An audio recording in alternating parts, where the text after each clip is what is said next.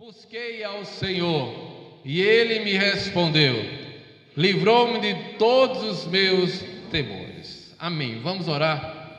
Pai, em nome de Jesus, muito obrigado, Senhor, por estarmos aqui nesta noite.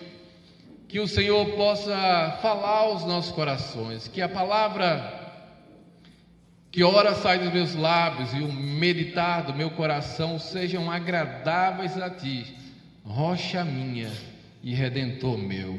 Amém. Você pode se assentar.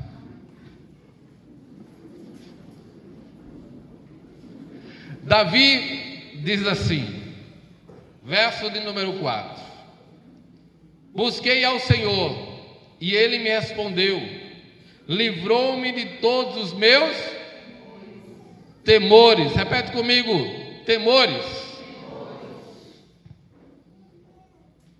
Queridos, a grande verdade é que, de alguma forma, tanto eu como você, nós temos algo que nos assusta, algo que nós temos medo. Quem sabe medo do futuro, daquilo que está por vir, ou então medo da morte,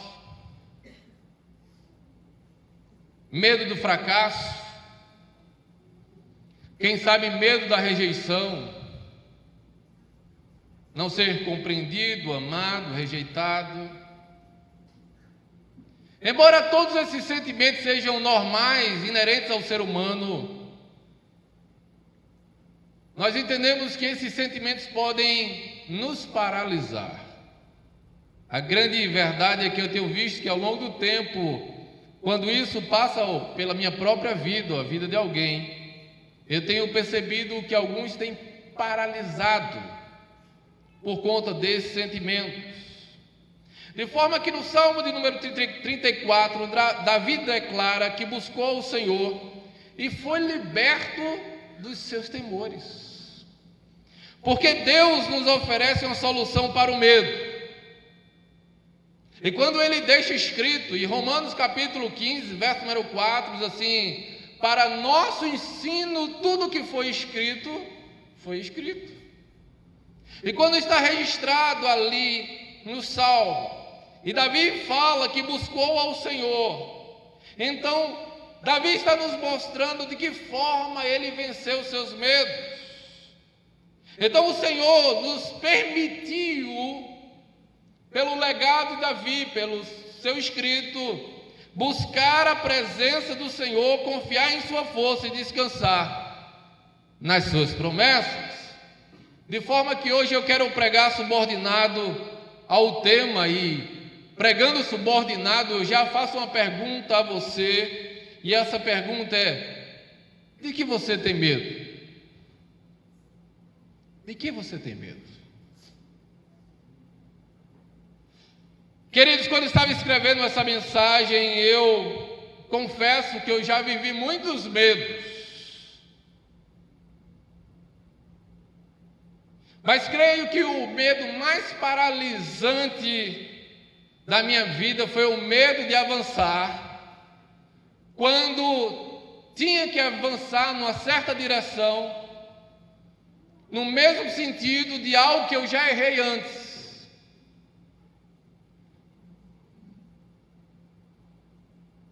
Então o que acontecia? Eu corrigia os erros, mas paralisava. Porque na verdade os erros acontecem e nós temos que corrigir. Normalmente os erros acontecem quando nós estamos fora da direção ou não pedimos a direção de Deus. E a consequência disso chega. E nós pagamos por essa consequência, sim ou não? E nós pagamos por essa consequência e é doloroso. E quando dói, nós somos obrigados a corrigir se quisermos sair daquela dor, daquela pressão. Mas eu tenho percebido, e eu percebi que muitas vezes na minha vida eu corrigi os erros, mas paralisava. De forma que eu também tenho percebido que, e atendendo muitas pessoas, que é muito comum pessoas que ainda tão jovens já não querem mais se relacionar com outras pessoas, porque no passado viveram dores em relacionamentos.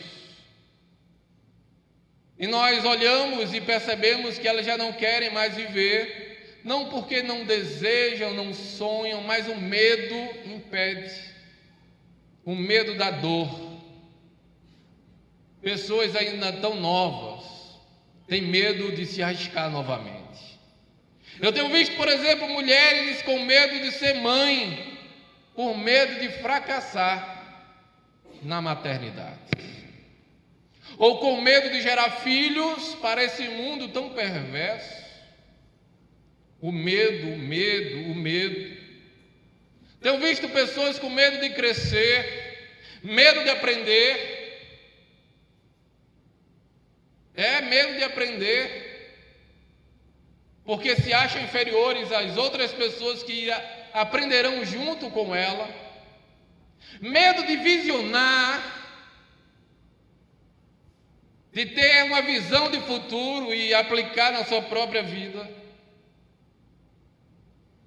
porque se acham menores que outras, e o medo de não conseguir as paralisa. Mas hoje eu gostaria então de falar 2 ou 3 coisinhas que eu aprendi ao longo da minha caminhada com Deus, e lá se vão 31 anos de caminhada com Jesus. Amém? 31 anos aprendendo, 31 anos observando, aprendendo com a própria dor, aprendendo com o Senhor. E eu queria compartilhar com vocês e queria que vocês prestassem atenção. Amém? A primeira coisa que eu aprendo, e falando sobre isso, e eu creio que gostaria muito que você prestasse atenção, porque talvez isso seja pertinente à tua vida. A primeira coisa que falo com muita certeza acerca desse tema é que de fato o medo é real,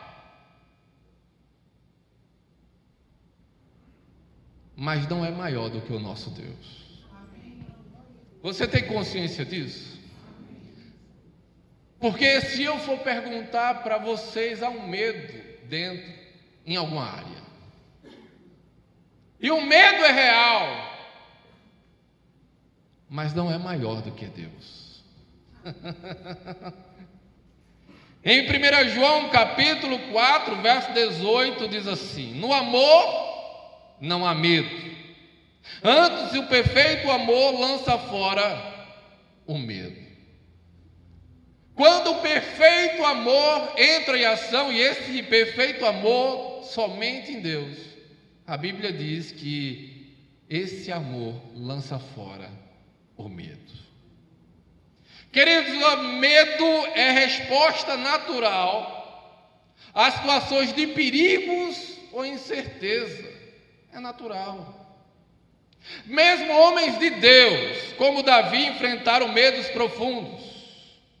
No Salmo 56, verso 3, ele declara assim: em qualquer tempo que eu temer, eu confiarei em ti. Em qualquer tempo que eu temer, eu confiarei em ti. O mesmo Davi, quando perseguido de forma implacável pelo rei Saul, ele vai escrever no Salmo de número 13 dessa forma: até quando, Senhor, esquecerás de mim? Será para sempre? Até quando esconderás de mim o teu rosto? Até quando terei de lutar com angústia dentro da minha alma, com tristeza no meu coração a cada dia? Até quando terá vantagem o meu inimigo sobre mim? Perceba, Lenilda, que o medo nos faz duvidar do cuidado de Deus. Porque o salmista vai dizer: até quando se esquecerás de mim? A sensação dele é que o Senhor esqueceu dele. Assim como às vezes nós achamos. Deus lembra de fulano, de ciclano, mas de mim não se lembra. Porque se lembraste, lembrasse, não estaria passando por essa dificuldade. E ele diz: até quando estará a minha alma angustiada? Até quando? O medo nos faz colocar em xeque o cuidado de Deus. E mais, duvidar que um dia o problema que ora enfrentamos vai ter fim. Porque parece que quando nós oramos ao Senhor e esperamos uma resposta, a resposta de Deus é: até quando? Entretanto, ainda Davi, que era um homem como eu e você, que o seu coração andava em altos e baixos, como ele descreve no Salmo 56, verso 13, já li: em qualquer tempo que eu temer, confiarei em ti. No mesmo salmo que ele entra nesse parafuso: até quando o Senhor esquecerá de mim? Ele lembra agora quem é Deus e diz assim: mas eu confio na tua benignidade, na tua salvação, e o meu coração se alegrará. Aleluia! Mas é interessante ver o segredo de Davi nos dias da adversidade, nos dias do medo. Porque no mesmo salmo ele ora, ele faz o quê? Ele ora e diz assim: atenta em mim, ouve-me, ó Senhor, meu Deus. Alumia, é isto que o texto diz. Ou ilumina os meus olhos para que eu não adormeça na morte. Ele faz uma oração sincera e diz assim: atenta, ouve-me, Senhor. Ilumina os meus olhos para que eu não adormeça na morte. Ele sabia que estava sendo perseguido para a morte. Então ele ora para um Deus que já está no futuro, para um Deus que sabe do amanhã, para um Deus que sabe do que ele precisa. É alguém que, apesar daquilo que ele está vendo, ele está pondo a sua confiança no Deus que conhece todas as coisas. Aleluia! Me escute. Quando o medo surgir, e ele vai surgir em algum momento, talvez agora, entregue a Deus em oração. Não negue o medo, mas submeta ao controle de Deus, e ele vai entrar em tua providência. Você crê nisto? Então glorifica ao Senhor. Aleluia. O medo pode até bater na sua porta, e vai, mas a tua fé vai abrir a porta e vai dizer para o medo: ele não está mais aqui.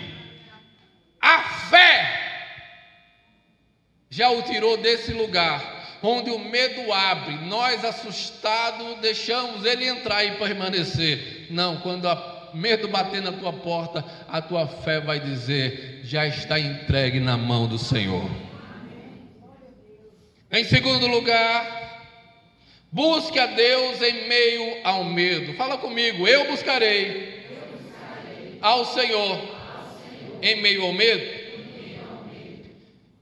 Em 1 Pedro capítulo 5, verso 7, diz assim: lançando sobre ele toda a vossa, porque ele tem cuidado de vós. Repete comigo: lançarei sobre ele a minha ansiedade, porque ele tem cuidado de mim.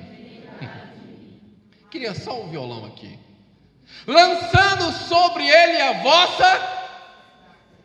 vossa. Alguém já disse que ansiedade é excesso de futuro. E é verdade. Excesso de futuro. Alguém que está vivendo no futuro. Alguém que está preocupando a sua mente com coisas que não aconteceram. E dizem por aí que há uma estatística que 95% das coisas que preocupam a nossa mente nunca irão acontecer. Então, excesso de futuro, você está tendo excesso, uma preocupação de coisas que você tensiona, ou você tem medo, ou espera. Mas é excesso de futuro. Ansiedade é excesso de futuro. Mas perceba que só as crises de ansiedade, na verdade, porque tudo que é exacerbado, tudo que é excesso, um dia vai estourar em algum lugar. Então, quando acontecem as crises de ansiedade, elas só acontecem na hora que nós percebemos que o futuro, do qual nós temos tanto excesso, nós não podemos controlar. E é interessante que, se você pegar isso, vai mudar a tua história hoje aqui. Porque até então a crise vem porque você quer controlar o futuro. E quando você percebe que você não controla nada, as crises vêm porque o medo aperta. O que é uma crise de pânico? É medo do medo. É medo de ter medo. A ansiedade vem e ela cresce ao ponto de vir uma crise de pânico. E nós não controlamos o futuro, porque se nós tivéssemos controle sobre o futuro, a certeza de como seria o futuro, não haveria crises, não é verdade? Estaria tudo no teu controle. Você já saberia que problema tal iria se resolver assim, conta tal seria paga daquela forma, que o teu cliente ia pagar no dia certo, que aquilo que você vai empreender daria certo, que a nova porta de emprego iria surgir.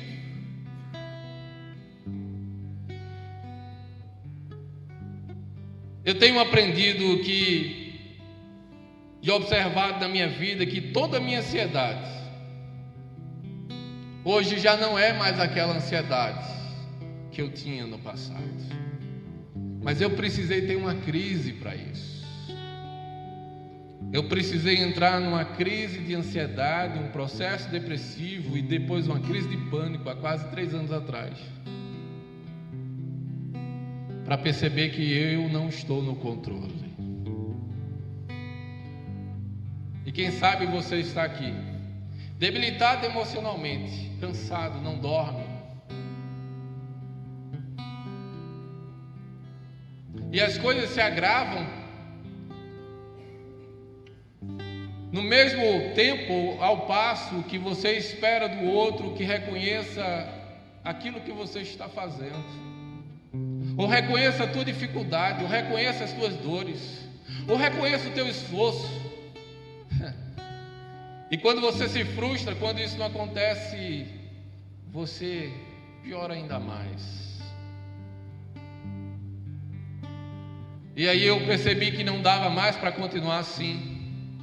E Deus teve que me parar para poder aprender, porque ia na valentia. Eu tinha que produzir, eu tinha que fazer.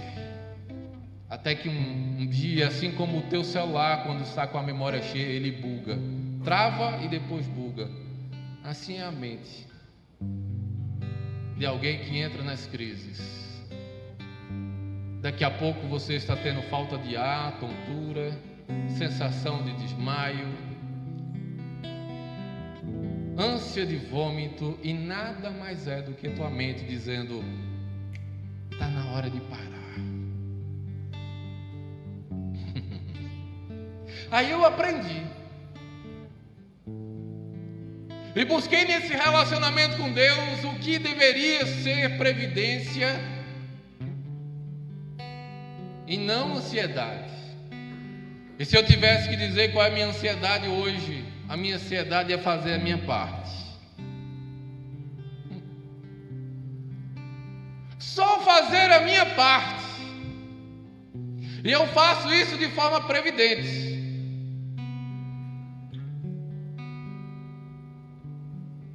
Porque eu sei que Deus vai fazer a parte dele. Alguém colocou nessa semana numa rede social: porque Deus faz tudo menos a nossa parte. Eu sei que vocês me acham um homem de fé. Sim ou não? Graças a Deus. Mas a reforma, Jesus não vai mandar recurso. Jesus não é dizimista. Não, isso ele disse: quem faz são vocês. Quando ele disse, quando Malaquias disse, trazei, é imperativo, é tragam todos os dízimos da casa do tesouro para que haja mantimento. Isso era para todo o povo. Só que os sacerdotes, eles acrescentam e dizem assim, que o povo estava roubando dízimo e oferta. Essa é a parte que Deus não entra. E Deus estava falando na verdade deles, que a parte que era para os órfãos e para as viúvas e os passantes, eles não repassavam. Mas o mantimento quem traz sou eu e você. Aliás, eu quero dizer que nós precisamos fazer a nossa parte. Amém? Deus vai fazer tudo menos a nossa parte.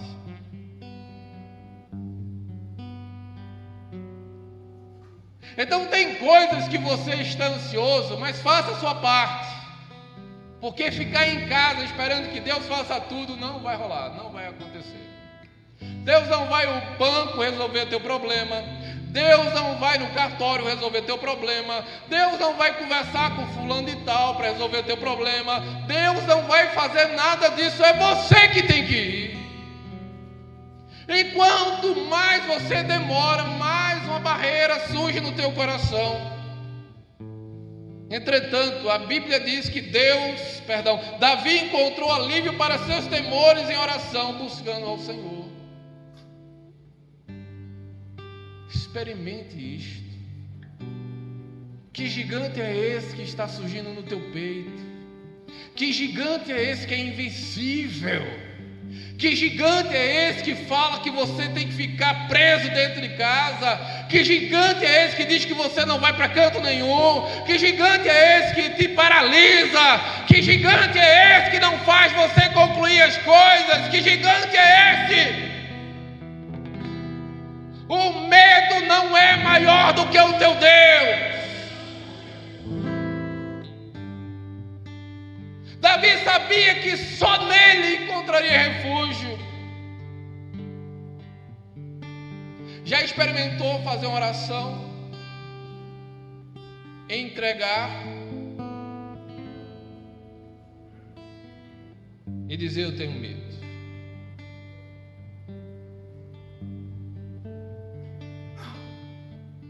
Você já entregou seus medos, suas preocupações em Deus em oração?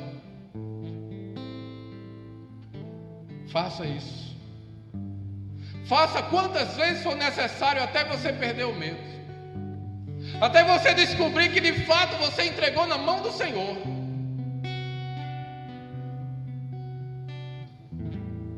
É aquele ponto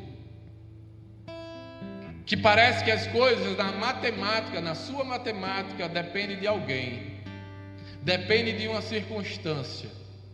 Mas você já orou, já entregou a tal ponto que você sabe que se fulano não fizer, se tal coisa não acontecer, Deus fará, porque você já entregou ao Senhor.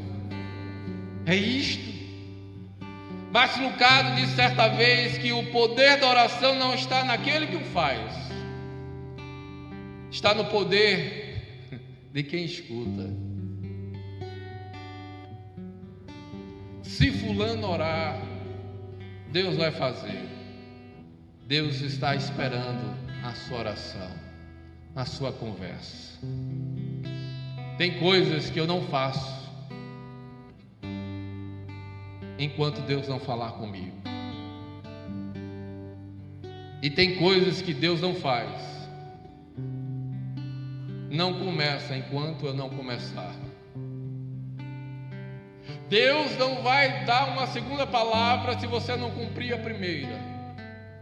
Deus já ordenou algumas coisas para a tua vida, já te deu uma direção e você não fez. Me lembro que o Senhor tinha me mandado fazer algo, convidar uma pessoa para pregar aqui. E era dentro de um processo de um mês inteiro. E aí eu disse, mas qual o segundo passo? E o Senhor me repreendeu. Ele disse, quando você fizer o primeiro, eu te entrego o segundo.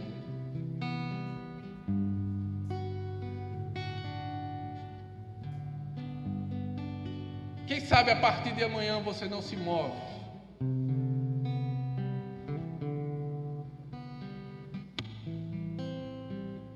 Lembro-me que estava com débito, processo judicial. Fiquei com medo durante muito tempo. Medo.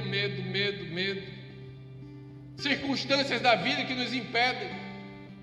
Até eu procurar alguém que entendia do processo.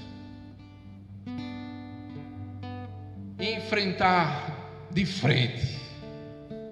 E o medo foi embora.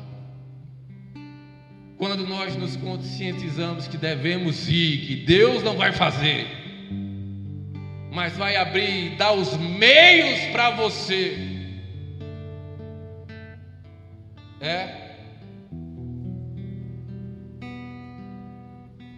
Eu já vi Deus segurar 1 ano, 2 anos, algo que era para ontem. Deus já teve coisa na minha vida que segurou 2 anos. Um negócio que era para ser executado ontem. Mas engraçado, eu dizia, Deus, já que o Senhor mandou segurar tanto tempo, agora resolve. Aí o Senhor dizia, não. Quem vai resolver é você. Quem está entendendo essa palavra?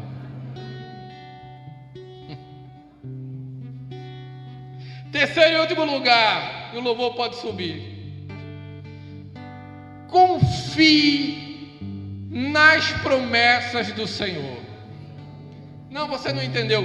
Confie nas promessas do Senhor. Meu irmão, o medo frequentemente surge na incerteza, mas Deus nos dá a promessa para cada situação. Ou pelo menos Ele nos traz a lembrança. Para cada situação, uma das suas promessas. E a maior delas, Ele promete estar conosco. Amém? Deus está dizendo, eu prometo estar com você. Tem coisa melhor do que essa? Porque tem tempos na nossa vida que Deus tira todos do nosso lado. Quando você pensa que todos te abandonaram, não. É Deus tirando as tuas muletas. Quem sabe a tua muleta é teu marido, é tua mulher, é teu pai, é tua mãe. Às vezes Deus guarda fulano, guarda ciclano. Não é por você, é porque haveria de acontecer. Ele vai tirando as tuas muletas e de repente está você e Deus. E Ele está te ensinando a depender dEle. Você não entendeu ainda? Como diz a canção, Deus está te ensinando a ser forte. Nem tudo que vem é para a morte, é para você vencer. Tem uma hora, querido, que Deus te ensina a ser pai, mãe. Deixa eu explicar melhor. Porque a gente vive na condição de receber, e o Senhor quer que nós sejamos pessoas que tenham para dar. Seja pai, seja alguém que tenha decisão, e Deus quer levar algumas pessoas a uma maturidade espiritual. Pare de estar assim e comece a ser assim.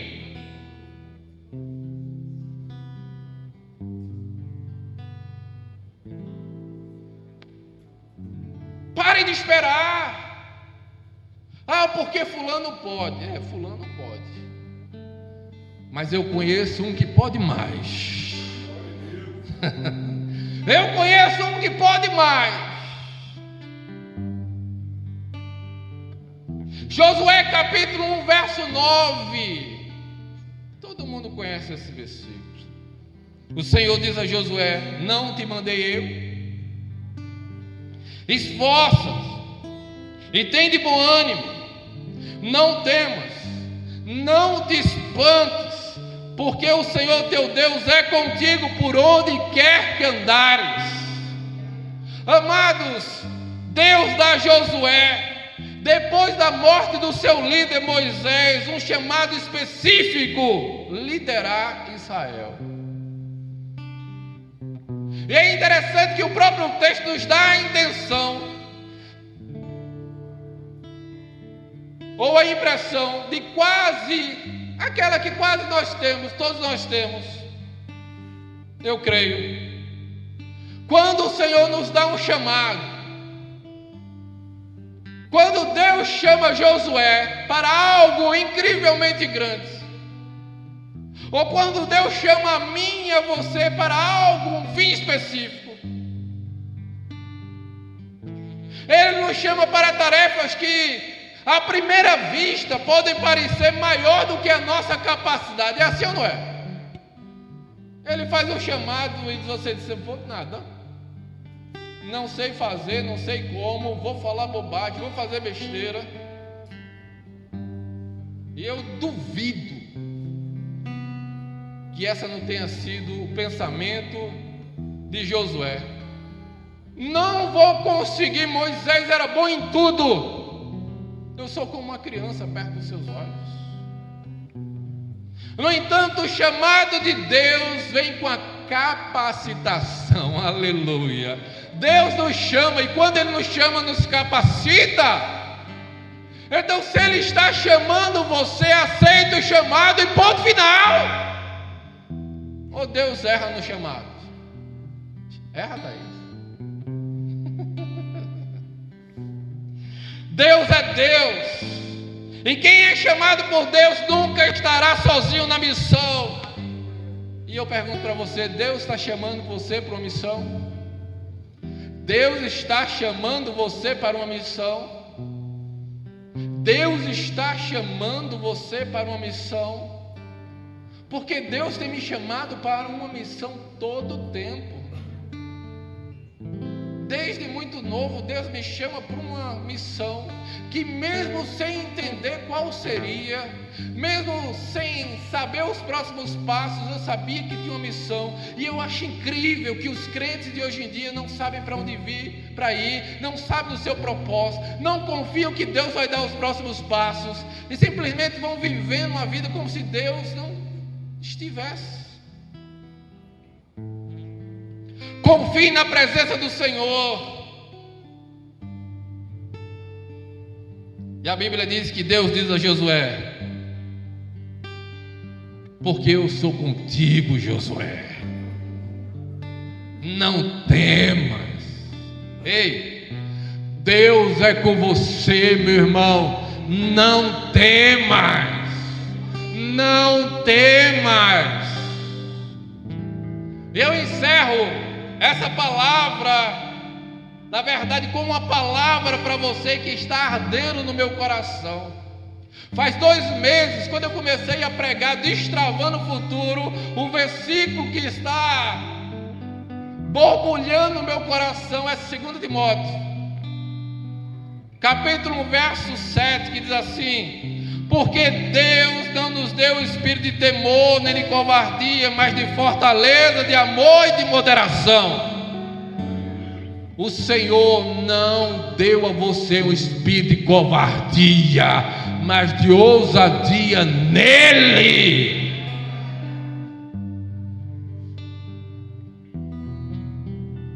Queridos, esse tempo o Espírito de Deus tem me mostrado pessoas que querem mudar algo na sua vida. Tem alguém aqui que quer mudar algo na sua vida? Levante sua mão.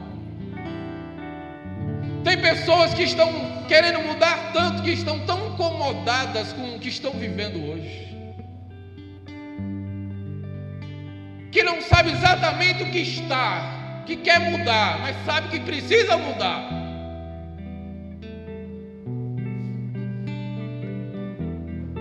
E é um incômodo, é uma angústia profunda, e você fique quieto e tenha cuidado para não mudar o que não deve ser mudado. Mas está lá, e Deus tem me mostrado pessoas que querem mudar algo na sua vida, que precisam tomar decisões difíceis, mas eu quero dizer para você, que se você escutou essa palavra, aprenda, mais uma vez você vai ser tentado a ficar paralisado pelo medo de avançar. Eu quero mudar, mas mudar, sair daquele lugar. E se eu sofrer de novo, e se eu passar por aquilo de novo, meu irmão, não tem como você não saber. E eu quero te dizer uma verdade ainda. Quem quer mudar aqui? Levanta a mão de novo. Eu quero te dizer uma coisa que talvez não te agrade, mas que quem quer mudar, quem quer avançar, quem quer melhorar, vai encontrar dificuldades na mudança. E normalmente quem fica prostrado, com medo de avançar, é porque aprendeu uma crença limitante errada em algum lugar. Porque alguns dizem assim, dessa forma: se tem dificuldade, Deus não está no negócio. Meu irmão, eu vou dizer o contrário. Se tem dificuldade, é porque Deus está no negócio. Porque o fácil nós fazemos, agora o difícil só quem faz é Ele. Está encontrando dificuldade? Deus está querendo te ensinar a usar a tua fé. Porque enquanto a tua ansiedade te paralisa, a tua fé te faz crer, ter uma firme convicção nas coisas que ainda não existem, mas vão passar a acontecer desde o momento que você colocar ela em prática. Deus está te ensinando, dizendo: vai em frente, porque eu estou contigo. Eu não conheço um só homem na Bíblia que prevaleceu, um só profeta que prevaleceu sem enfrentar lutas. E a minha palavra para você nessa tarde, eu concluo aqui: vai em frente. Orou, sentiu paz, vai ver gigantes, pressão, dificuldades vão surgir, mas Deus é com você. Fica de pé, meu irmão.